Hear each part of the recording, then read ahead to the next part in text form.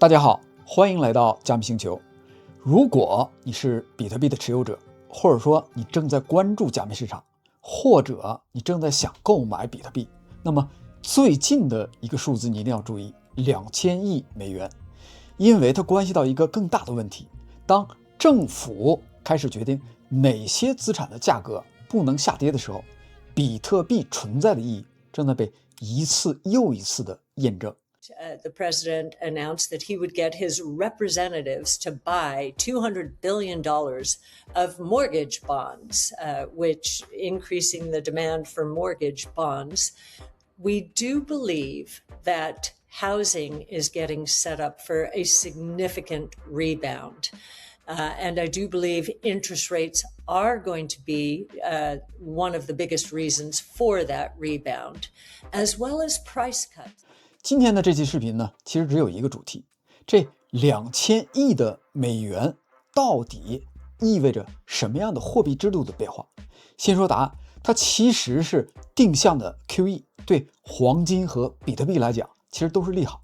那下面呢，我们来给它推导一下，为什么说它是一个利好？1月8号，特朗普呢在社交媒体上说了一件事儿，他要让相关机构，主要是通过房利美和房地美去市场上购买2000亿美元的房贷支持的证券，也就是 MBS。 目的很简单，把房贷利率给它压下来，让月供呢变少，让更多的美国人可以买得起房。这个听起来很合理，甚至你可以说这个是表面上是为老百姓好，是站在老百姓的这一边的。但如果你只是看到了拯救房市，那么你就会错过这件事真正非常重要的那一部分。这个不只是一个房地产政策，它其实更像一个信号，政府开始更直接的干预价格。而且呢，这个不是孤立的一招，我们把最近的一串的风向给它串起来看，注意很多呢还在讨论的阶段，不是说它已经落地了。有人呢推动立法限制大型机构购买独立屋，有人提出50年的期房贷，有人讨论便携式的房贷，你换房呢也尽量保留原来的低利率。还有人讨论让你从 401k、529这些账户里边拿钱出来做首付，惩罚呢会更少。你发现了吗？这个已经不是一个政策，而是政策的手开始伸进房地产的各个环节，怎么买，怎么贷，怎么换，怎么凑首付。所以呢，我想说一句话，这个事儿的信息量，它的含义远远大于它的金额2000亿。那么接下来呢，我们把情绪给它放一边，冷静的算一笔账，2000亿真的能把房贷利率给它压下来吗？主流机构的看法其实挺一致的，这笔钱大概率只能带来一个小幅度的下降，大概是10到25个基点，换句话说就是 0.1% 到 0.25%。 你可以这样去理解，如果现在的房贷利率是在 6.2% 左右，它可能帮你压到 6% 上下，差不多就是这个量级。所以结论呢非常冷静，这一点降幅它根本就解决不了美国住房可负担性的这个问题。再给你一个历史性的对比，你就更加有感觉了。2020年疫情的那一轮，美联储是真正的大力的压利率，它在 MBS 上动用的规模是多少呢？上万亿的级别。到现在呢，市场里边美联储手里边还握着大约2万亿美元左右的 MBS。 所以这么一比，你就知道了2000亿在历史上什么都不算，一点也不大。那问题就来了，也是这期视频最关键的一个点，既然它不够大，为什么市场还要这么认真去对待它？其实呢，大家关心的不是说这2000亿到底够不够，大家关心的是政府它为什么要出手。因为一旦政府出手，其实就在等于承认了一件事情，现在的利率太高了，高到房子这种关键性的东西的价格和交易都快扛不住了。而且最关键的点在于，这次出手的方式它很不寻常。你可以把美国的管钱的人呢，简单的给它分成2拨人。第一波呢是央行，也就是美联储，他最近一直在做的事情就是少买，甚至不买这些房贷相关的债券，让市场自己去消化它。你可以理解成美联储在慢慢的收手。第二波呢是政府、白宫、财政部，结果呢政府这边反过来又说，那我来买一点吧，我要用买债券的方式把房贷利率给它压下来。这个其实就是变相的定向的 QE。这个就出现了一个很微妙的画面，美联储在踩刹车，政府呢在踩油门，一个想让市场自己去扛一扛，另外一个担心它扛不住，先扶一把。财政部长甚至公开去说，我们这么做有一个目的，就是抵消美联储每个月减少购买所带来的影响，而且呢已经开始执行了。所以市场在意的不是说2000亿这笔钱的本身，而是这个动作背后的信号。当原本应该由美联储来做的事儿，政府呢也开始亲自下场，说明压力它真的是太大了。而且这一类的操作一旦开始，往往是不会只有一次。那么接下来呢，我们用最简单的方式把这20年的救市逻辑给它对比一下。2008年发生金融危机的时候，政府救的是谁呢？救的是银行，因为银行一倒，整个系统就会崩溃。20年疫情的那会儿，政府救的又是谁呢？救的是市场。如果你让市场断血，企业和就业就会一块出事儿。现在呢？现在他们盯上的是房地产，核心诉求不是说市场要不要崩，而是房价和房贷不要掉，别撑不住，别出事儿。那么这个差别到底是什么呢？以前是怕系统崩，所以救命；现在更像是怕价格去下跌，所以托底儿。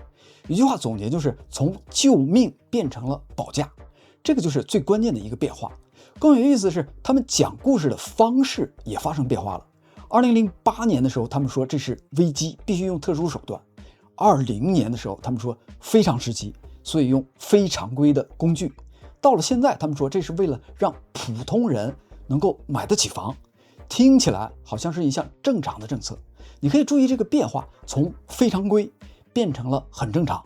所以当非常规被说成了正常，真正改变的不是某一个政策，而是整个制度对价格的态度。那么一旦你接受了某些价格不能下跌的这个逻辑，那后面的问题就会自动出现。如果这次2000亿不够了，那下次会不会更多呢？历史几乎每次都是这样走的。2008年一开始也说就这一次，结果呢，从 QE1 到 QE2、QE3， 最后呢变成了无限量的可能。20年也说临时救急，结果很多东西直接变成了常态。所以规律很简单，一旦政策开始托底儿，它就很难自己停下来。这个就是所谓的路径依赖。而且这次还有一个现实的约束，很多人可能没有注意到，房利美、房地美这些机构，他们自己能拿来长期持有的那部分资产，过去呢一直有一个大概的规模上限，每家大概是大约2250亿美元，两家合计差不多是4500亿。那么我们现在想一想，如果今天就要买2000亿，那后面要是还想继续加码买更多该怎么办？要么改规则把上限放宽，要么换别的机构，别的口子继续来做。但不管你怎么去选，结果都是一样的，政策会介入的更加深，越来越像托底儿的系统。所以我一直在强调，你别只盯着2000亿够不够，你真正要盯的是这扇门到底有没有被打开。现在是在为房地产托底儿，那下一次又是为哪一个资产托底儿呢？这也是为什么你如果站在比特币的视角来看这件事儿，你会突然想明白，比特币呢从来不是在和房子去竞争，也不是在和股票去竞争，它真正回答的是一个更底层的问题。当一个价格可以被政策托底儿，那这个价格还算不算真实的风险信号？2008年你还能说没有办法，这个是旧系统，不能崩溃。2020年你也能说疫情太特殊了，确实需要非常的手段。那现在不一样了，现在救的是什么呢？不是危机，而是价格。房价涨得太多了，就会有人提出来限制机构去买房，房贷利率太高，就直接买 MBS， 想把利率给它压下去。这个说明什么呢？说明越来越多重要的价格不是完全由市场来决定的了，而是越来越有点计划经济的味道了。顺便呢提一句，你最近看到的 Casey Wood 的那期节目，其实也在讲同一条线，他把利率、美元、估值和黄金、比特币放在一块来聊。重点呢不是喊你买什么，而是在说当宏观进入更强干预的阶段，那么市场会本能的去寻找那种规则不容易被临时改掉的资产。所以呢，我接下来想用一个去信仰的方式来回应这2000亿。很简单，黄金是老的答案，比特币是新的答案。他们的共同点只有一个：数量规则。不是说今天某一个领导心情好就能改的，不会说今天想印多少就能够印多少。所以呢，这不是我看多币价，而是在说，当制度越来越不明确，那么人们就越来越想要一个规则固定的参照物。接下来呢，你只要记住2点就足够了。第一呢，比特币有的时候呢，它像科技股；有的时候呢，像黄金。在市场情绪好的时候，它可能跟纳指一块涨一块跌，更像风险资产。但当大家开始担心制度、担心信用、担心政策开始突然转向的时候，它又会被当成数字黄金来对待，因为它提供了一种分散一点儿，别把鸡蛋全放在一个篮子里的选择。第二，美元和利率呢，就像开关一样，当美元变强，利率很高的时候，黄金和比特币这种不靠利息赚钱的资产都会比较难受，因为你把钱放在高利率的资产里边，收益呢会更直接。反过来呢，当美元走弱，利率呢往下走，市场就更愿意去相信稀缺、长期保值的这套逻辑，黄金和比特币也就更加的容易被重视。所以呢，我们不需要预测它的涨还是下跌，我只要把这个逻辑讲清楚，那么你就能理解为什么每次政策开始更强力的托底和干预，那么比特币存在的意义就会被重新的给它推到台前。所以关键的问题从来就不是说2000亿够不够，真正的问题是我们是不是已经走进了一个新的阶段。有些资产的关键价格开始不允许自己下跌下去。你一旦看到这一点，那么你就会明白为什么比特币必须存在。它不是财富神话，也不是让你一夜暴富的工具，它存在的意义更加底层。在一个价格随时可能被政策计划的世界里边，我们需要一种东西来保护我们自己拥有的资产，而这种东西需要固定的规则，没那么容易被人操控，没那么容易被人篡改。这个就是比特币最核心的价值主张，也是这2000亿美元给我们上的最重要的一课。好的，这个就是今天所有的内容。这里是加密星球。如果呢你喜欢这种讲逻辑、讲框架的内容，请点赞订阅，也欢迎你加入我们的 Discord 社区吃瓜群众自治社。入口呢就在外网频道的主页。我们下期视频再见，谢谢，再见。